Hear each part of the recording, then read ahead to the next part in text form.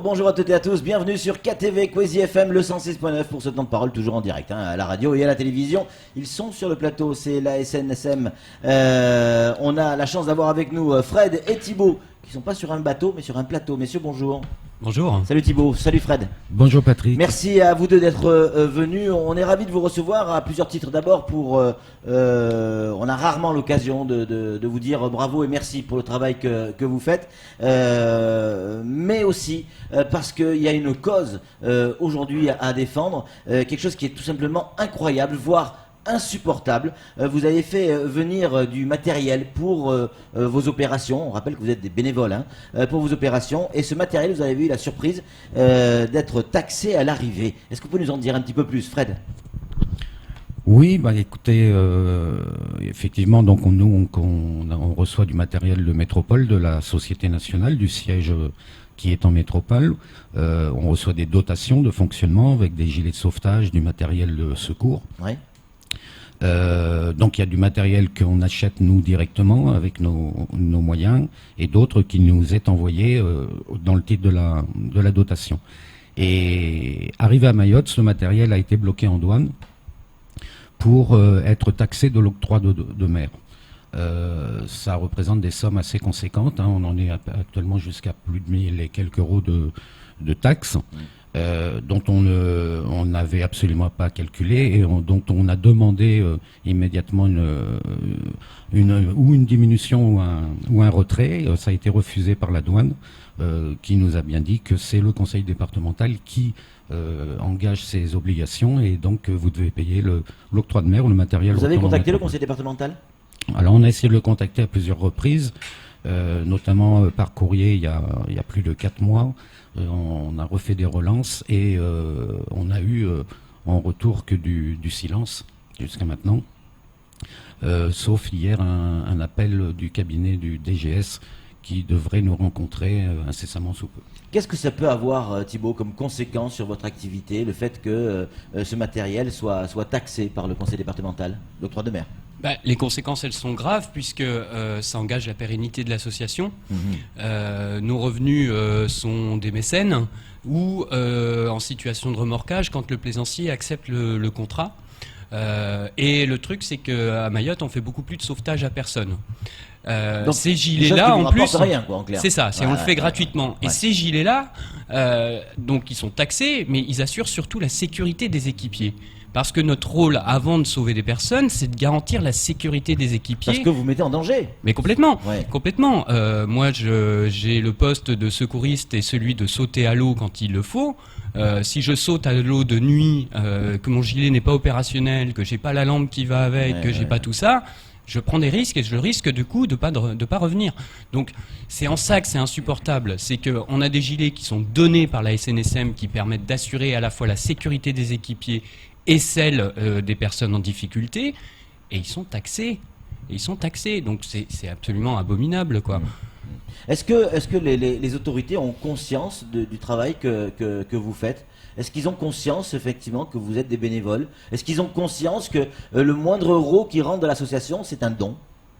Je ne sais pas s'ils en ont conscience. En tout cas, je sais que les personnes qu'on assiste et les plaisanciers qui nous voient quotidiennement sur la mer en ont conscience parce qu'on a un rôle aussi de l'expliquer. Mais je pense qu'effectivement, on ferme un peu les yeux, mais c'est un peu de notre faute. Parce que notre discours aussi, c'est celui de la discrétion. On ne fait pas presse de personnes en difficulté. Donc on est discret parce que notre valeur, elle tourne aussi là-dessus, sur la discrétion des gens qu'on va assister.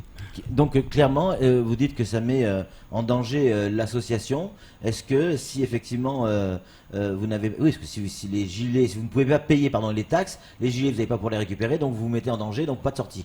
Et on est sur quel type de délai, les risques pour cette association ? Nous, on n'a pas de délai. Là, on est constamment, nous, dans l'urgence, dans l'obligation d'être aux normes et C'est-à-dire que surtout que nos bénévoles soient en sécurité pour pouvoir sauver la personne qui est en détresse. Si aujourd'hui on n'a pas les gilets pour aller, eh ben on n'ira pas et on ne pourra pas sauver, ça c'est sûr. Ou alors on va essayer de se débrouiller de se faire prêter des gilets par d'autres unités, mais nos gilets doivent être adaptés par individu. Et les délais que l'on demande, c'est on peut pas se permettre de dire faut que ça retourne en métropole. On en a besoin aujourd'hui, urgemment, et comme hier et comme demain. Quel message vous voulez faire passer au président du conseil départemental qui vous écoute peut-être? J'espère qu'il nous écoute. C'est aussi un des courriers qu'on lui a fait, de prendre ce dossier en main et de nous retirer l'octroi de mer, en tous les cas au niveau de la SNSM. Et je demanderai même aussi à ce que les sommes qui ont déjà été versées puissent être remboursées. Ouais. Et que pour le futur, on n'ait plus ce type de problème, quoi. Alors, vous avez eu des propos assez durs qui font froid dans le dos dans le courrier que vous avez envoyé, en tout cas le communiqué que vous nous avez envoyé en disant vous espérez de tous vos voeux, évidemment, que le président du conseil départemental ou son entourage n'ait pas un jour à goûter que le goût du lagon ne se transforme pas en goût des larmes. Ça fait froid dans le dos quand même. C'est un slogan. Que l'eau de mer n'est pas le goût des larmes. C'est ça. Ça veut tout dire. Ouais. Voilà, que ce soit à vous, votre proche, vos citoyens, vos collègues. C'est un slogan qui fait effectivement très peur. Flo, une réaction? Oui, en parlant de ces taxes, alors au-delà de ça, vous n'avez même pas de subvention, alors qu'on subventionne des associations culturelles pas forcément super évidentes. Vous faites de la sécurité aux personnes. Vous êtes éligible à l'exonération de taxes. C'est même pas quelque chose de nouveau que vous demandez ou d'exceptionnel. Quand vous expliquez que ça ne soit pas mis en place. On ne l'explique pas, surtout que moi, lorsque j'ai été à Kaweni, au centre de tri, chercher les gilets, on m'a demandé mon code APE. Donc on a un code APE SNSM qui est bien un affiché sécurité en mer et secours et incendie, dans ce code APE-là. Et on m'a expliqué, non, ça ne marche pas, il faut que le conseil départemental statue sur cet APE-là. Quand on parlait de l'urgence de nos équipements, etc., on a un navire qui est badgé professionnel. C'est-à-dire qui est soumis à un permis de navigation, qui est soumis à des choses qui sont les extincteurs, tout ça. Et si on n'a pas l'argent pour faire l'entretien, si on n'a pas l'argent pour occuper tout ça, notre navire ne navigue plus, notre permis de navigation tombe. Oui, parce qu'il faut aussi être aux normes, quoi. C'est ça, et ça exactement. Et ça a un coût. Ouais, c'est clair. C'est tout simplement incroyable. Alors, c'est quelque chose qui peut se régler rapidement. Il suffit juste à l'occasion d'une séance plénière que le président ou les élus fassent une motion ou décident tout simplement la suppression de l'octroi de mer pour la SNSM. C'est aussi simple que ça, en fait. Oui, c'est tout simple. Il suffit de reconnaître que ce moyen de secours qui est vital pour Mayotte ne doit pas être taxé. Bien au contraire, devrait être aidé beaucoup plus qu'il l'est aujourd'hui, puisque nous n'avons aucune dotation de la part du conseil départemental. Donc on se débrouille de nos propres moyens, de quelques mécènes. Et justement, à ce sujet-là aussi, nous demandons à ce qu'il y ait une discussion sur une dotation annuelle par rapport à un chiffre de fonctionnement dont on a tous les ans besoin. Juste pour comprendre le fonctionnement, vous faites combien de sorties par an? Allez, l'année où vous en avez fait le plus, c'était quoi? 2016, nous avons effectué 56 sauvetages. Ah oui. Pour 2017, aujourd'hui, à la date d'avant-hier, nous sommes à 27 sauvetages. Donc c'est du crescendo. L'activité nautique est de plus en plus importante. Il y a beaucoup de monde sur l'eau, de plus en plus. Et donc on intervient de plus en plus. Mais c'est presque une sortie toutes les semaines, quoi, en clair. Oui, c'est ça. Grosso modo. Ouais. Une cinquantaine de sorties. C'est ça, c'est ça. C'est 3 équipiers sur le pont au minimum. 24 heures sur 24. 24 heures sur 24. On est déclenché vous êtes sorti la nuit, plongé la nuit. Oui, samedi, on est sorti la nuit pour assister 2 pêcheurs qui avaient une panne moteur. C'est avéré que ces pêcheurs ont dérivé très loin au large de Moya. Et on les a retrouvés à 3 heures du matin. Et on les a ramenés à 5h45 du matin. Ces personnes, en plus, étaient en difficulté d'un point de vue sanitaire. Ouais. Ils étaient complètement fatigués. Donc derrière, il y a toute une stratégie, il y a toutes des compétences, il y a un bilan médical qui est fait, il y a le SAMU qui rentre en compte avec l'organisation des secours en mer. Ça demande un professionnalisme qui est important et nos missions sont transparentes. Je veux dire, on sait exactement quelles sont les sorties, etc. Dans l'ordre des choses, la première étape, ça serait déjà au moins l'exonération des taxes et la seconde, la dotation. Oui. Hein, Ah oui. si déjà vous n'avez pas les taxes, vous en sortez avec ce que vous avez à peu près maintenant, et puis après on met en place une dotation, ça va quand même être impossible ça. D'autant qu'on a un navire qui est quand même vieillissant Ouais. et que si on veut continuer à faire du secours en mer, il va falloir penser à son renouvellement. Mais expliquez-moi, parce que là, vous êtes des bénévoles. Ça veut dire que vous avez forcément une vie professionnelle en dehors de ça. Vous travaillez, vous gagnez votre vie. C'est-à-dire que quand vous sortez du travail, vous allez à un poste et vous attendez qu'on vous appelle pour pouvoir... C'est ça? En fait, on est à la maison. On a un Oui. dispositif, on a un planning où les bénévoles s'inscrivent en fonction de leur disponibilité. On reçoit l'appel des secours en mer du centre opérationnel. En 15 minutes, on déclenche un équipage et on est opérationnel. Donc en 15 minutes, entre le temps d'appel et Il y a le combien de départ personnes du à la Haraka. SNSM qui sont susceptibles de partir comme ça? Il y a plus de 40 personnes opérationnelles. Ah oui. Ah oui, c'est quand même pas mal, hein. Ça fait du monde, hein. Actuellement, nous sommes 48 adhérents. Ouais. On est 41 opérationnels. Mhm. Pour exemple, le territoire national, c'est 54 000 bénévoles de la SNSM. Nous sommes 48 sur une population de 200 à 300 000 habitants. Donc ça veut dire que vous consacrez une partie de votre vie de famille à sauver les gens. Est-ce que c'est aussi simple que ça? Oui, Oui. c'est exactement ça. C'est-à-dire que même si aujourd'hui on a un système de fonctionnement qui déclenche une alerte générale Ouais. et se rendent disponibles ceux qui sont disponibles. Au minimum, c'est 3 équipiers.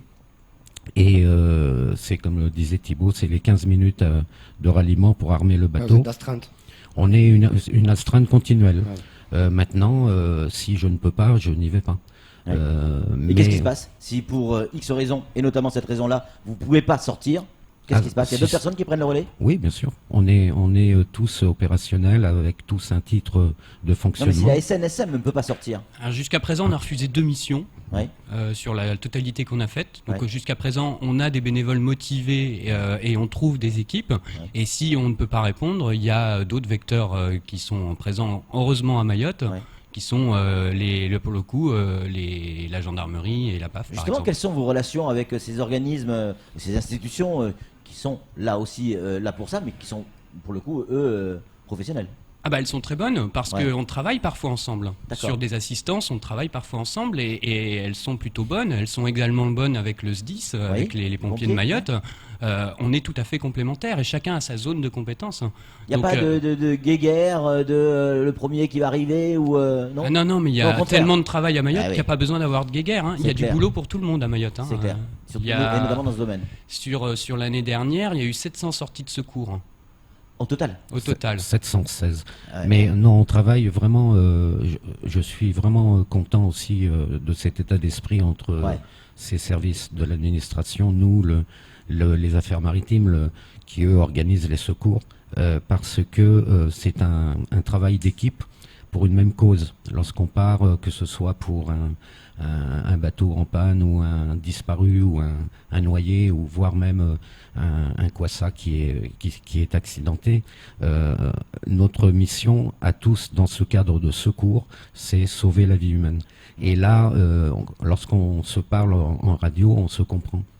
Alors quand vous dites sauver la vie humaine, on vous appelle quand il y a effectivement danger de mort pour certaines personnes.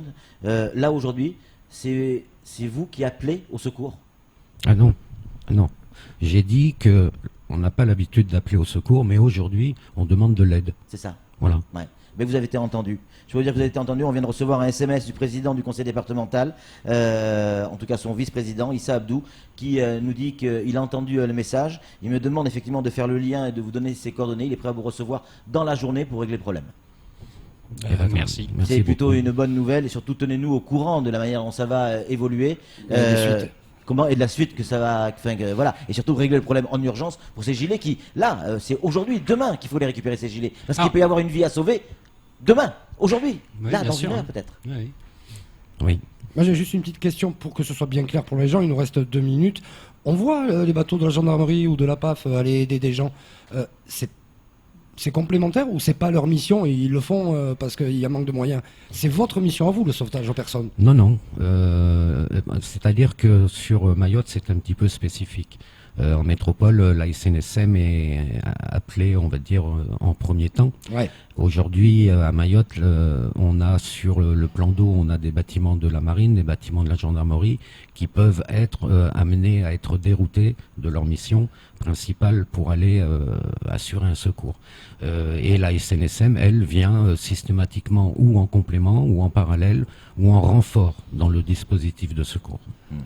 En tout cas, merci beaucoup, hein, messieurs, d'être venus sur ce plateau. On a entendu votre message. Il y a urgence. Il faut faire sauter cet octroi de mer sur la SNSM. Déjà, en urgence pour récupérer ces gilets qui sont là bloqués à Kawéni. On en a besoin aujourd'hui, demain, peut-être dans 1 heure, peut-être dans 1 demi-heure, à la sortie de ce plateau. Peut-être que votre téléphone va sonner. Il faudra partir sauver une vie. Et on ne sait pas à qui elle appartient cette vie. Ça peut être un de nos proches aussi, c'est clair. Et puis j'espère que vous aurez l'occasion de revenir sur ce plateau pour nous donner des bonnes nouvelles, pour nous dire que ça y est, vous avez retrouvé l'oxygène nécessaire pour pouvoir effectivement faire peut-être la plus belle des missions, celle qui est de sauver des vies humaines.